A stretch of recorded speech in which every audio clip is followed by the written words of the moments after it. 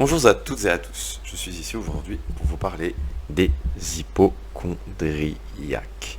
Alors, c'est un problème, on va dire, qui est assez particulier. Les personnes, on pourrait qualifier ça du malade imaginaire, qui représente très très bien dans la pièce de Molière qu'est-ce qu'un hypochondriaque. Il faut bien comprendre une chose, c'est que, comme je l'ai déjà précédemment dit, l'hypnose dépend de la capacité de projection du cerveau. Je pense sincèrement que toutes ces personnes qui ont un problème d'hypochondrie devraient vraiment rapidement faire un travail sur elles-mêmes pour changer ça. En projetant constamment des choses négatives, en voulant mettre des noms sur des maladies ou sur des mots que vous avez, en les accentuant, en focalisant dessus, vous leur donnez du pouvoir, vous leur donnez de l'influence et vous risquez vraiment d'avoir un impact physique et chimique dans votre corps. Alors que si jamais vous faisiez un travail dans l'autre sens, eh bien si vous avez, juste que vous compreniez bien une chose, toute personne qui m'écoute et qui est hypochondriaque aujourd'hui, les émotions sont égales dans un degré comme dans l'autre. Il y a toujours deux polarités dans toute chose.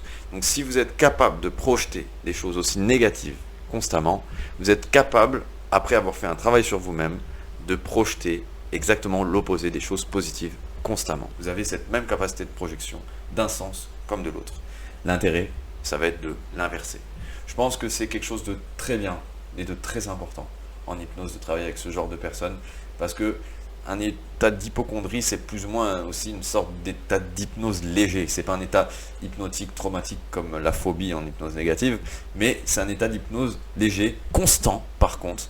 Et à tout moment, vous additionnez les choses, c'est un petit peu un état d'hypnose paranoïaque, on pourrait dire. Voilà, à un degré qui est assez léger, mais à force que ce soit constant et constant en recherche, quand on veut, dans son esprit, essayer de faire correspondre des choses, on trouve toujours des excuses pour que ça corresponde, on trouve toujours une signification, on peut toujours trouver quelque chose.